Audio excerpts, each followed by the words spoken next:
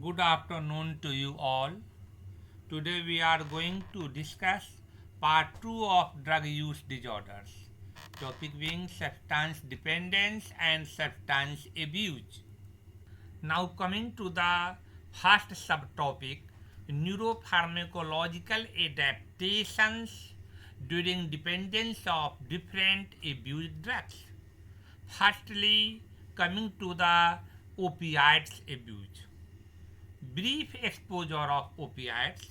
Opioid on brief exposure activates mu receptors leading to GI mediated inhibition of adenyl cyclase and consequently of cyclic AMP protein kinase A denoted as pKa and voltage gated N type calcium ion channels mainly through kappa receptors, but an activation of potassium ion channel causing hyperpolarization of neurons and ultimately resulting in decrease in their excitability mainly through mu and delta receptors. Coming to the second point, chronic exposure of opiates.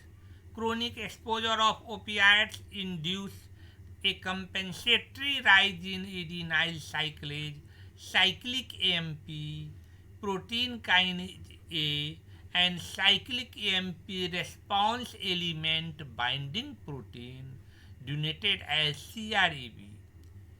It increases cyclic AMP signaling in locus ceruleus that enhances functioning of sodium ion channels by promoting norepinephrine release. Hyperactivity of this adrenergic locus ceruleus is responsible for opioid withdrawal effects or features. The upregulation of cyclic AMP response element binding protein also mediates cyclic AMP dependent gene expression. All opioid receptors are G protein coupled receptors. Look at this diagram showing effects of brief and chronic exposure of opioids. On brief exposure, opioids activate mainly mu receptors, which is a GI coupled GPCR, leading to decreased synthesis of cyclic AMP due to decreased activity of adenyl cyclase. Decreased levels of cyclic AMP inhibits protein kinase A denoted in this diagram as pKa. It also inhibits voltage gated N type calcium ion channels, but at the same time it activates potassium ion channels. All these events lead to decrease in cellular excitability. Inhibition of calcium ion channel is mainly through kappa receptors, which is not depicted in this diagram. Here only mu receptor has been shown.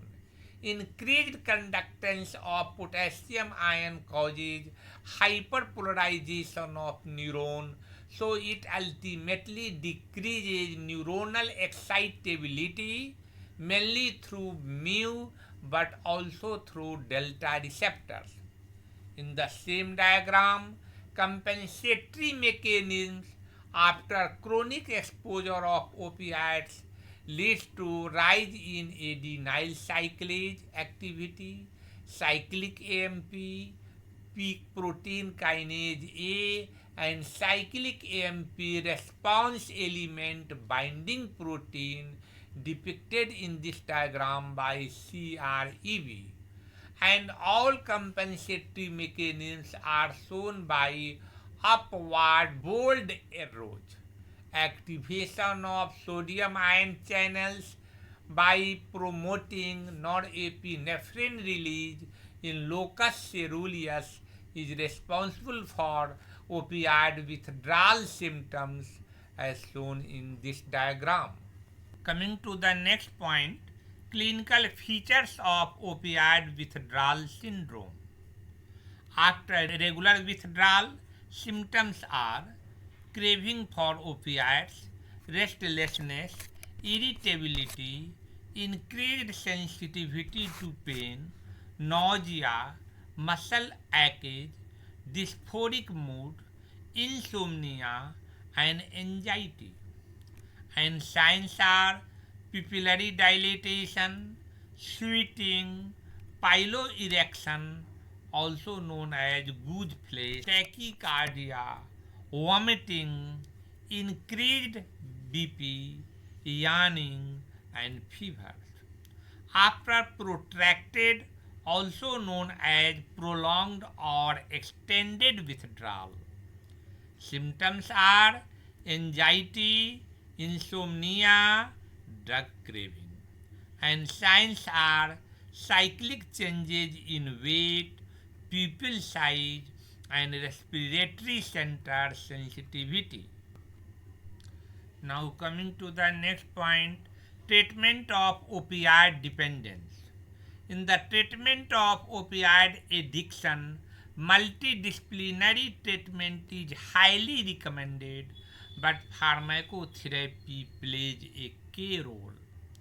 The treatment includes first substitution therapy, also known as opioid agonist therapy. Patient is switched from a short-acting opioid such as heroin, opium, morphine, etc., to a long-acting opioid agonist such as methadone, buprenorphine, LAM, etc. Methadone, it is a safe, efficient, and effective treatment for opioid dependence. Dose is 20 to 40 mg daily orally. Side effects: prolonged QT interval causing cardiac arrhythmia and sometimes torsades de pointes. Buprenorphine, a partial opioid agonist, can also be given orally.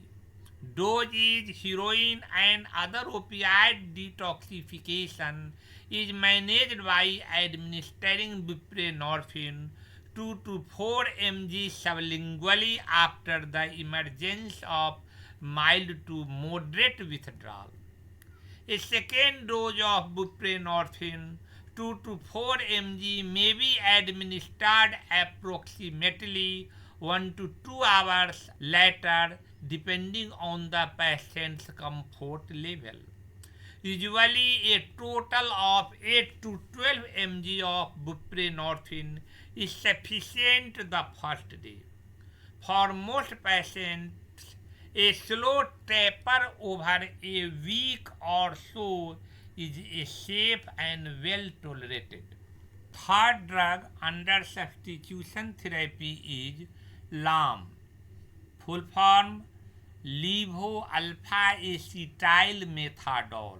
It decreases drug-seeking behavior and blocks the euphoria produced by opioid abuse.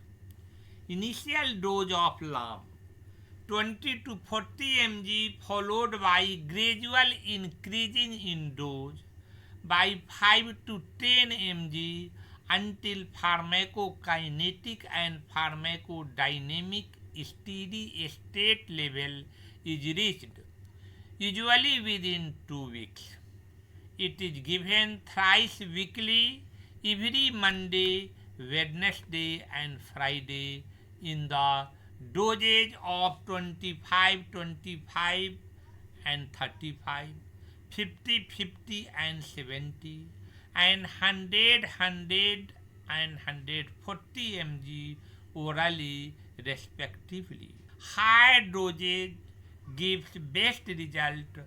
All patients should undergo ECG to determine presence or absence of a prolonged QT interval, male greater than 430 milliseconds, female 450 milliseconds.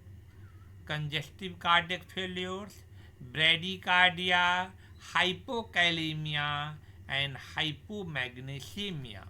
Here we have discussed the dose of the lamb in the last day of the week due to duration of gap more than 72 hours, not 48 hours.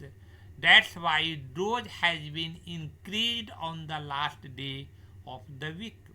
That is, instead of 25 mg, 35 mg, instead of 50 mg, 70 mg, and instead of 100 mg, 140 mg has been given. Drug interactions. Enzyme inducers such as rifampicin, phenobarbital, phenytoin, and enzyme inhibitors such as erythromycin, ketoconazole, sequinavir. Lam is metabolized by cytochrome CYP3A4, and all these enzymes either induce or inhibit these enzymes affecting the metabolism of lam. Now coming to the next part of treatment of opioid dependence and withdrawal symptoms. Under the heading of use of opioid antagonist, drugs are naltrexone. Initial dose oral is 25 mg once daily. Maintenance dose is 50 mg once daily. Intramuscular long-acting depot preparation of naltrexone, dose being 380 mg intramuscular intragluteally every 4 weeks to once per month. Contraindications of naltrexone: allergic to it, during alcohol or drug withdrawal syndrome, if patient has used opioid medication like fentanyl within past 10 days, when patient has consumed methadone or buprenorphine within last 14 days, liver and kidney diseases are other contraindications of naltrexone therapy. Next part of treatment is by use of alpha-2 adrenergic agonists to control withdrawal symptoms. Use of clonidine tablet or clonidine transdermal patch. Lofexidine is other alpha-2 adrenergic agonist drug and its half-life is 11 hours. Dose of lofexidine is 0.18 mg available tablets and 3 tablets, that is 0.54 mg of lofexidine given 4 times daily for 5 to 7 days. Dose gradually tapered and withdrawn by 14th day. Coming to the next part of the management of opioid abuse, that is rehabilitation and other aspects. Rehabilitation programs such as proper education and counseling besides treating withdrawal and dependence. All measures are to be taken to prevent AIDS, hepatitis, bacterial endocarditis, and other consequences of contaminated needle exchange between intravenous opioid dependent addicts. Look at this diagram. Here relapse rates for people treated for substance use disorders are compared with those for people treated for high blood pressure and asthma. Relapse is common and similar across these illnesses. Therefore, substance use disorders should be treated like any other chronic illness. Relapse serves as a sign for resumed, modified, or new treatment. Treatment of chronic diseases involves changing deeply rooted behaviors, and relapse does not mean treatment has failed. When a person recovering from an addiction relapses, it indicates that the person needs to speak with their doctor to resume treatment, modify it, or try another treatment. While relapse is a normal part of recovery, for some drugs it can be very dangerous, even deadly. If a person uses as much of the drug as they did before quitting, they can easily overdose because their bodies are no longer adapted to their previous level of drug exposure.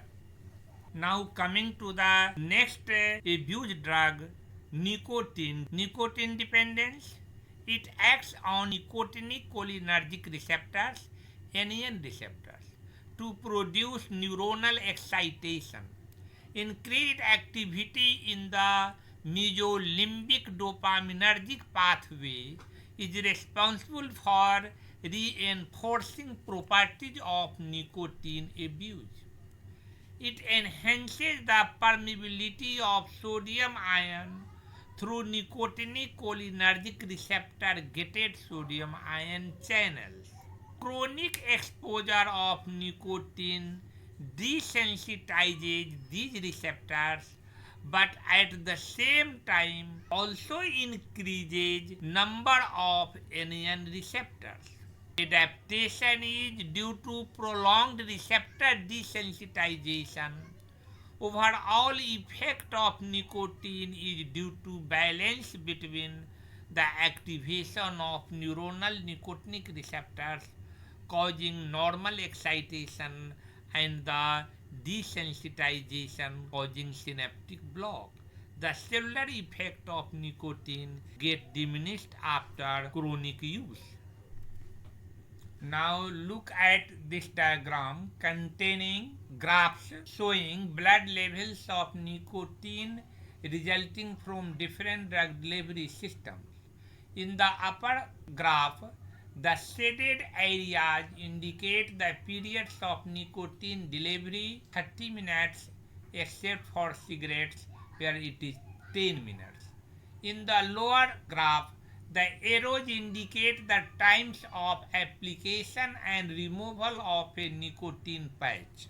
So on comparing upper and lower graphs, we conclude that administration of nicotine either by cigarette smoking or by nasal inhalation increase the nicotine levels in the blood immediately.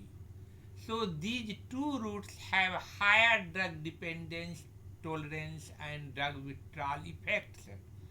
To treat the withdrawal symptoms and to decrease the craving for nicotine, nicotine patch is used while drug is withdrawn because nicotine patch maintains sustained levels of nicotine in blood levels up to 24 hours as depicted in the lower graph. It is also clear on observing these graphs that blood nicotine levels after nicotine abuse by different routes hardly lasts for 60 minutes to maximum 120 minutes, while that of nicotine patch lasts for 24 hours.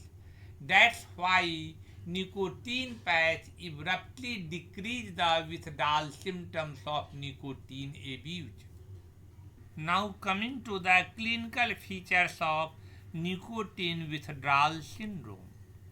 These are irritability, anxiety, dysphoria, difficulty in concentration, restlessness, decreased heart rate, increased appetite or weight gain, headache, and constipation.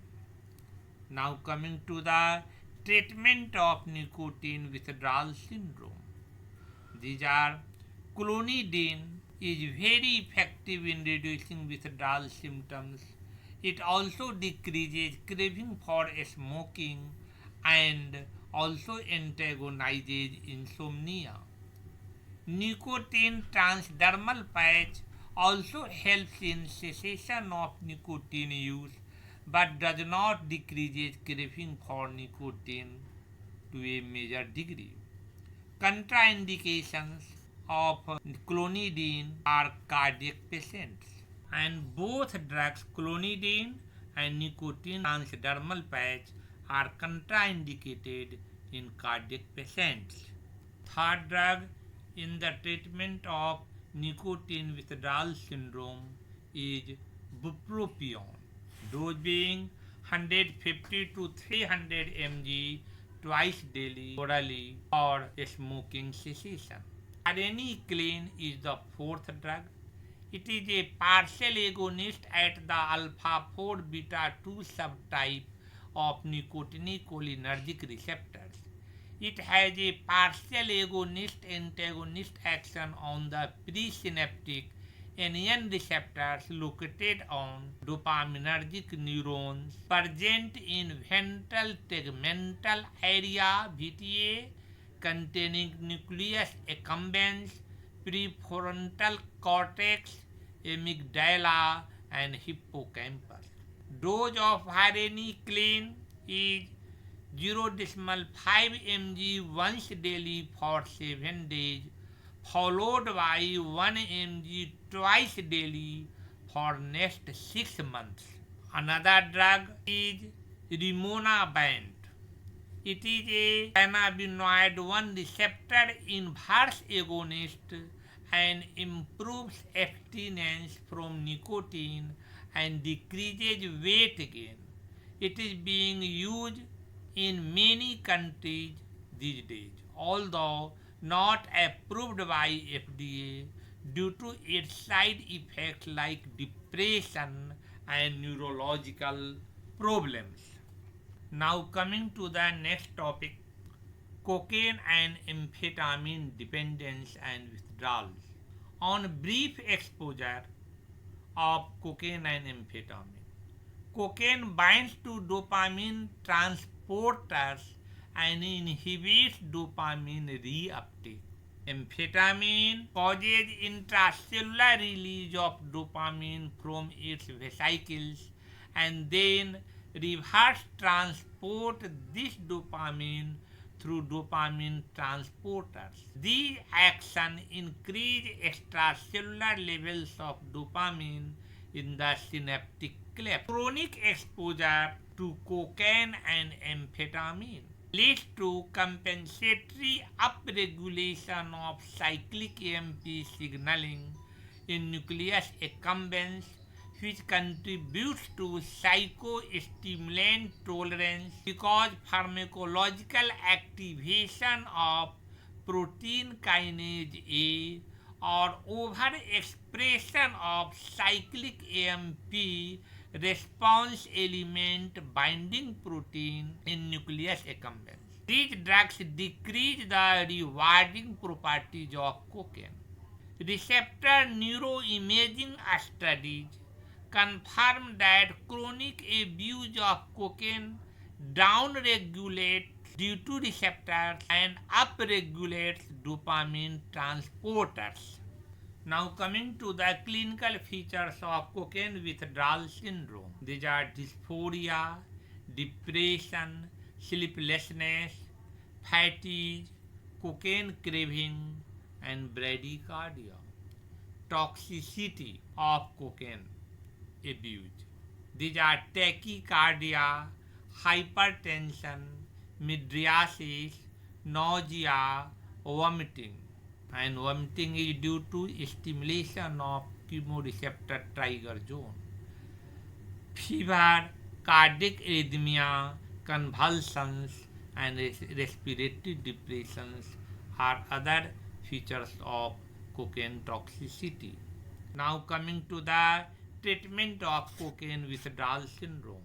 Diazepam, slow IV, propranolol, calcium channel blockers, haloperidol to control psychic features, dopamine agonist amantadine to cure withdrawal symptoms of cocaine.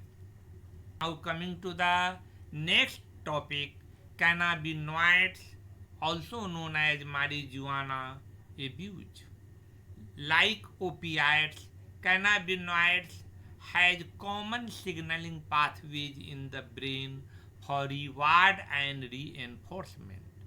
Because cannabinoids have little physical dependence and withdrawal effects, so there is no relevant neuroadaptive mechanism. According to the Centers for Disease Control and Prevention (CDC), the incidence of marijuana addicts among marijuana users in Americans is 1 is to 10. But this incidence jumps to 1 is to 6 if marijuana users start consuming it before the age of 18. The primary psychoactive ingredients in marijuana is delta 9 tetrahydrocannabinol, denoted by THC. Now coming to the clinical features of marijuana withdrawal syndrome. These are restlessness, irritability, mild agitation, sleeplessness, sleep easy disturbance, nausea, headache, loss of concentration, sweating, decreased appetite, chills, mood changes, and depression. Now coming to the treatment of marijuana withdrawal syndrome. Care of the marijuana addicts by the friends and family members to avoid loneliness, to support and help the addicts whenever withdrawal symptoms appear. Usually withdrawal symptoms is not so severe to require any medication. Buspirone, an antidepressant, is used whenever the withdrawal symptoms is troublesome. Dose of buspirone is 7.5 mg orally twice daily, and dose is gradually increased every second or third day by 5 to 10 mg per day. Maximum daily dose is 30 mg twice daily.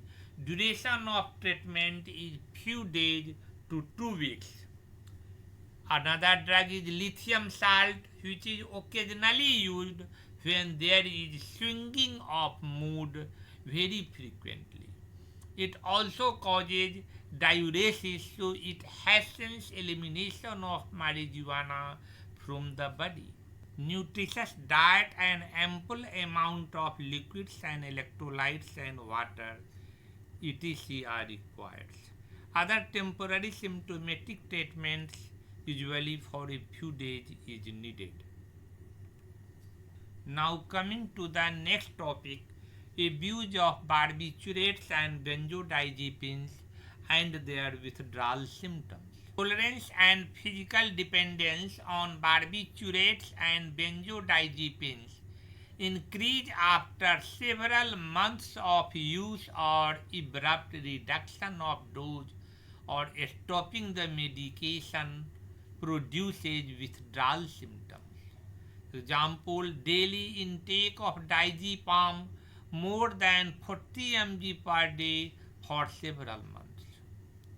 After moderate dose usage, clinical features are anxiety, agitation, increased sensitivity to light and sound, paresthesia, muscle cramps, myoclonic jerks, sleep disturbances, and dizziness. After high dose usage, clinical features are seizures and delirium. Now coming to the treatment of barbiturates and benzodiazepine abuse and withdrawal syndrome. First coming to the barbiturates. For short-acting barbiturates such as pentobarbital or secobarbital abuse, treatments are: they are substituted by long-acting barbiturates like phenobarbital, and then its dose is gradually reduced and ultimately withdrawn, usually within 2 to 3 weeks. When already long-acting barbiturates have been abused, then its dose is gradually tapered and withdrawn. Another drug for its treatment is osmotic diuretic, like 20% mannitol is given by fast IV drip to promote urinary excretion of the drug. Sodium bicarbonate and potassium citrate to enhance drug excretion. Diphenhydramine for symptomatic treatment of withdrawal effects. Injection diazepam or carbamazepine to control seizures followed by their oral therapy. Treatment for benzodiazepine abuse. These are physical dependence is rare. It only occurs after prolonged use of 40 mg per day or more of the diazepam. Dose is gradually tapered. For benzodiazepine overdoses, injection flumazenil, whose half-life is about 50 minutes, is used. Dose is 0.01 mg per kg of body weight. The full dose is 0.1 to 0.2 mg slow IV over 15 to 60 seconds. Phenobarbital is the another drug which can be used in benzodiazepine abuse. Thank you.